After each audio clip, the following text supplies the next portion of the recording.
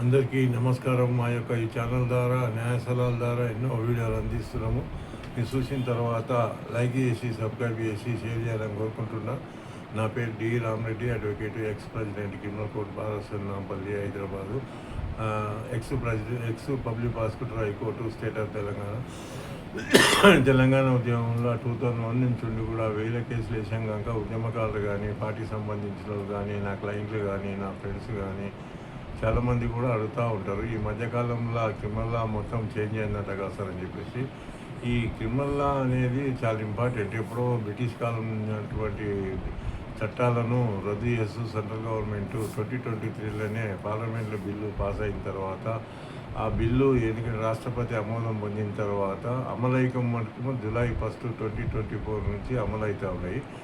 July 1 నుంచి కూడా 2024 నుంచి కూడా ఏవైనా నేరాలు చేస్తే వాళ్ళు ఎందుకంటే కొత్త యాక్ట్నే అప్లై చేసి కొత్త యాక్ట్ ప్రకారమే ఫాలో అవుతున్నారు. ఇంతకుముందు క్రిమినల్ లా IPC, CrPC, Indian evidence act ఈ 3 కూడా ఉండే. ఆ 3 కూడా రద్దయినాయి. ఐపీసీ అంటే ఇండియన్ పీనల్ కోడ్, ఇందులో 511 సెక్షన్స్ ఉంటుండే. ఆ 511 సెక్షన్స్ అన్నీ కూడా కొన్ని రద్దయి, ఎందుకంటే 358 సెక్షన్సే బిఎన్ఎస్ కింద, భారతీయ న్యాయ సన్నిహిత యాక్ట్ కింద 2023 కింద వచ్చినాయన్నమాట. సిఆర్పిసి కిందనేమో ఇంతకుముందు 484 సెక్షన్స్ ఉంటుండే. ఇది రద్దయి దీని ప్లేస్లో బిఎన్ఎస్ఎస్ అని వచ్చింది, భారతీయ నాగరిక సురక్ష సన్నిహిత 2023.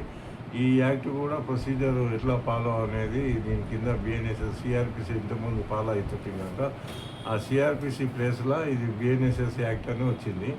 ఇండియన్ ఎవిడెన్స్ యాక్ట్ అనేది ఇది టైమ్ ఆఫ్ ట్రయల్, విచారణ టైంలో ఇవన్నీ కూడా ఎవిడెన్స్ యాక్ట్ ఉపయోగపడుతుంది అన్నమాట. పోలీసులు ఇన్వెస్టిగేషన్లో కానీ, డాక్యుమెంట్ ప్రూఫ్ కానీ, మిగతాయి కానీ కలెక్ట్ చేయడానికి కూడా ఎవిడెన్స్ యాక్ట్ చాలా ఇంపార్టెంట్. ఇది సివిల్లో కూడా ట్రయల్ అప్పుడు, విచారణ చేసేటప్పుడు ఎందుకంటే అక్కడ కూడా ఇది ఉపయోగపడుతుంది అన్నమాట. సివిల్ యాక్ట్లు అన్నీ కూడా చేంజ్ కాలేదు, ఓన్లీ క్రిమినల్ లానే చేంజ్ అయ్యాయి. క్రిమినల్ లాలో ఈ 3 ముఖ్యం అనమాట. ఏదైతే IPC, CrPC, Indian evidence act, ఈ 3 ప్లేస్లో కూడా బిఎన్ఎస్ఎస్, బిఎస్సిఏ అనమాట. ఎవిడెన్స్ యాక్ట్లో ఇది ఇంతకుముందు ఏదైతే ఉందో 167 సెక్షన్స్ అవన్నీ కూడా 170 అయినాయి. సిఆర్పిసిలోనేమో ఇంతకుముందు 484 సెక్షన్స్ ఉంటుండే, ఇప్పుడు 531 అయినాయి. ఈ 3 యాక్ట్లు కూడా ఎందుకంటే చాలా important. Criminal law and order control కావాలంటే, క్రిమినల్ను కఠినంగా శిక్షించాలంటే, ఎస్కేప్ కావాలంటే వాళ్ళు ఎందుకంటే ఎన్ని కేసులు కూడా పురాతనమైన చట్టాలను ఫాలో అయ్యి ఎస్కేప్ అవుతూ ఉండరు. ఇప్పుడు అట్లా కావడానికి ఆస్కారం లేదు. భారతదేశం మొత్తం కూడా 29 రాష్ట్రాలలో కూడా చిన్నపిల్లల మీద, మహిళల మీద మానభంగాలు, సెక్సువల్ హరాస్మెంట్ ఎక్కువైనాయి కనుక వాటిని దృష్టిలో పెట్టుకొని సెంట్రల్ గవర్నమెంట్ అన్నీ కూడా ఎందుకంటే చాలా కఠినంగా శిక్షించాలి, కేసులు కూడా స్పీడ్ డిస్పోజల్ చేయాలని చెప్పేసి ఈ 3 చట్టాలను తెచ్చారనమాట.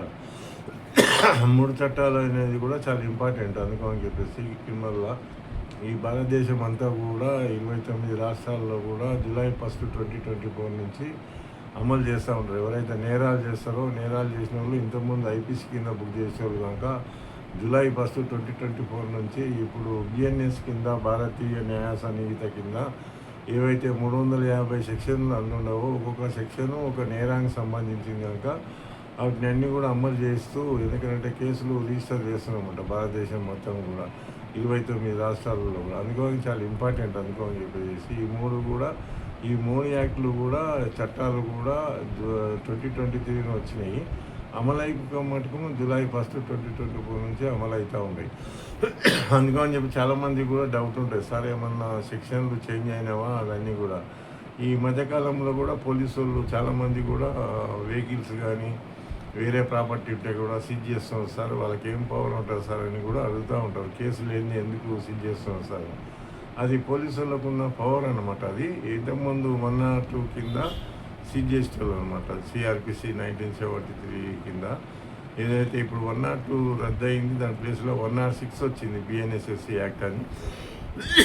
బిఎన్ఎస్ఎస్ యాక్ట్ ప్రకారము 106 కింద అరెస్ట్ చేయడానికి కానీ దానిలో చేసినప్పుడు ఆ సీజ్ చేయడానికి కూడా ప్రాపర్టీ పోలీసులకు ఎందుకంటే ఇది ఉపయోగపడుతుంది. ఇది 102 కింద ఇంతకుముందు సిఆర్పిసి కింద పోలీసు వాళ్ళంతా కూడా భారతదేశం మొత్తం కూడా సస్పెక్టెడ్ పర్సన్స్ కానీ ఏదైనా దొంగతనం వస్తువులు కానీ మిగతావన్నీ కూడా అప్పుడు ప్రాపర్టీ కింద 102 కింద రిజిస్టర్ చేసి, ఎందుకంటే 41 102 కింద వేసేవాళ్ళు, 41 కూడా రద్దు అయ్యాక ఇప్పుడు 35 102 కింద కేసు కూడా రిజిస్టర్ చేసి మెయిన్ సెక్షన్ ఏదైతే ఉంటుందో తర్వాత ఆల్టర్ చేసి కూడా చేస్తారన్నమాట. ఇవన్నీ కూడా సస్పెక్టెడ్ పర్సన్స్ కానీ అవి కానీ దొంగ వెహికల్స్ కానీ దొంగ వస్తువులు కానీ పోలీసులు చేసే పవరు ఈ 102 కింద ఉంటుందన్నమాట. 102 ఇప్పుడు లేదు కనుక 106 అనమాట. బిఎన్ఎస్ఎస్ కింద భారతీయ నాగరిక సురక్ష కింద సురక్ష సన్నిహిత 2023 కింద 106 బిఎన్ఎస్ఎస్ యాక్ట్ ప్రకారము పోలీసు వాళ్ళు ఎందుకంటే వాళ్ళు సీజ్ చేయడానికి ఉంటుంది. సీజ్ చేసిన ప్రాపర్టీని కూడా పోలీస్ స్టేషన్లో పెట్టుకొని కూడా వాళ్ళు ఎందుకంటే కన్సర్న్ జడ్జి ఎవరైతే ఉంటారో జ్యుడిషియల్ పాయింట్ ఆఫ్ వ్యూ ఆ జడ్జి ముందులో కూడా ప్రొడ్యూస్ చేసేసి దాన్ని రిసిప్ట్ కూడా తీసుకోవడానికి ఆస్కారం ఉంటుంది.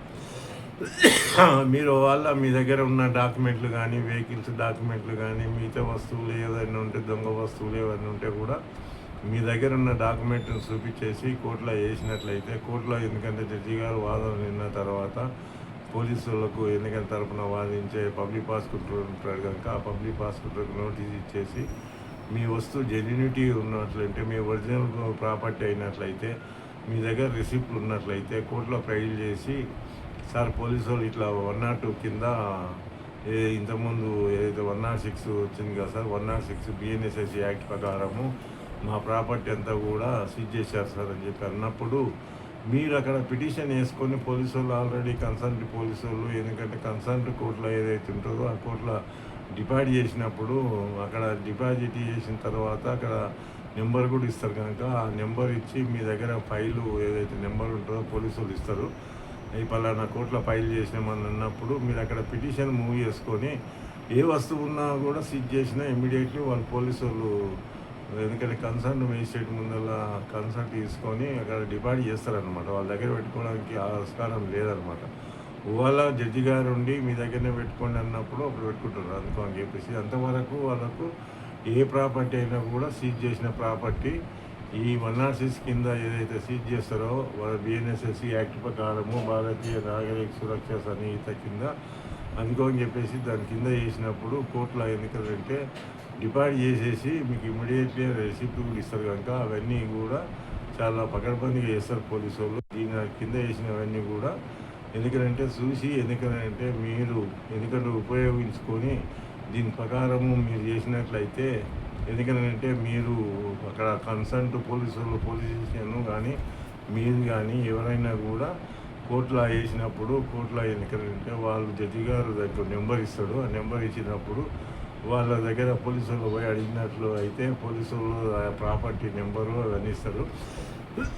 ఇచ్చినప్పుడు మీరు ఎందుకంటే దాన్ని ఎందుకంటే తీసుకుపోయి పిటిషన్ మీరు కానీ మీ డైరెక్ట్ కానీ మీ తరఫున అడ్వకేట్ కానీ వాళ్ళ పిటిషన్ పెట్టుకున్నట్లయితే జడ్జి గారు ఆలోచించుకొని మీ ప్రాపర్టీ ఇవ్వచ్చునా ఇవ్వకపోవచ్చునా అనేది కూడా జడ్జి గారు డిసైడ్ చేస్తారనమాట.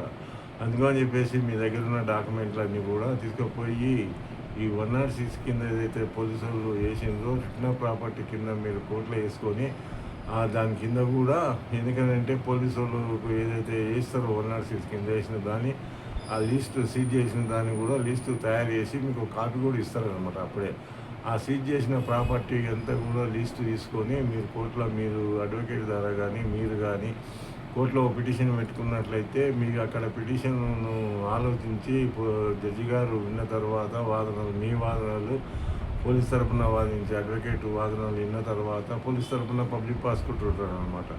ఆ పబ్లిక్ ప్రాసిక్యూటర్ కానీ వాదనలు మీ వాదనలు అన్నీ విన్న తర్వాత జడ్జి గారు ఎవరికి ప్రాపర్టీ ఇవ్వాలనేది కూడా అప్పుడు డిసైడ్ చేస్తాడనమాట. డిసైడ్ చేసిన తర్వాత ఒకవేళ మీకు ఇచ్చినట్లయితే ప్రాపర్టీ దానికి షూరిటీ బాండ్ కూడా తీసుకుంటాడు. ఎంత అమౌంట్ దాని వాల్యుయేషన్ బట్టి జడ్జి గారు డిసైడ్ చేసి దాని మీద వాల్యుయేషన్ కింద దాని ప్రాపర్టీ రిటర్న్ చేసి ఎప్పుడు మీరు అవసరం ఉన్నప్పుడు తీసుకురావాలని జడ్జి గారు కూడా మీకు చెప్తారన్నమాట. ఇన్స్ట్రక్షన్స్ ఇస్తాడన్నమాట. అందుకో అని చెప్పేసి ఆ ఇన్స్ట్రక్షన్ ఇచ్చినప్పుడు మీరు ఎందుకంటే పలానా తారీఖు నాడు పలానా టైంలో తేవాలన్నప్పుడు చేయడానికి జడ్జి గారు బాండ్ కూడా తీసుకుంటారు మీ దగ్గర. ఆ బాండ్ కూడా ఎందుకంటే షూరిటీ రూపంలో, అమౌంట్ రూపంలో కానీ, మిగతా వాల్యుయేషన్ కానీ, మిగతా ఏదైనా వాల్యుయేషన్ ఉన్నప్పుడు దానికి సంబంధించిన డాక్యుమెంట్ ఎంత ఉంటుందో దాని కింద తీసుకొని మీకు ప్రాపర్టీ రిటర్న్ చేయడానికి ఆస్కారం ఉంటుంది. అందుకోనికి ఇవన్నీ కూడా 106 కింద చేస్తారనమాట. పోలీసు వాళ్ళకు ఉన్న పవర్ అనమాట.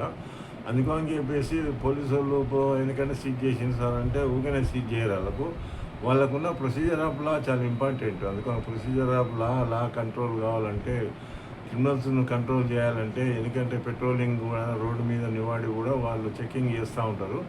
మీ దగ్గర డాక్యుమెంట్లు అన్నీ కూడా దగ్గర పట్టుకొని బండిలో పెట్టుకొని తిరగాలన్నమాట చాలామంది కూడా. ఎందుకంటే పోలీసు వాళ్ళు అడిగిన దాన్ని డాక్యుమెంట్ను మీరు ఇవ్వాలి. వాళ్ళకి ఇవ్వకపోతే ఇవన్నీ కూడా 106 కింద అరెస్ట్ చేసే అధికారము వాళ్ళకు ఉంటుంది. మీరు వాదనలు కానీ ఏది ఉన్నా కూడా కోర్టులో చేసుకోవాలి.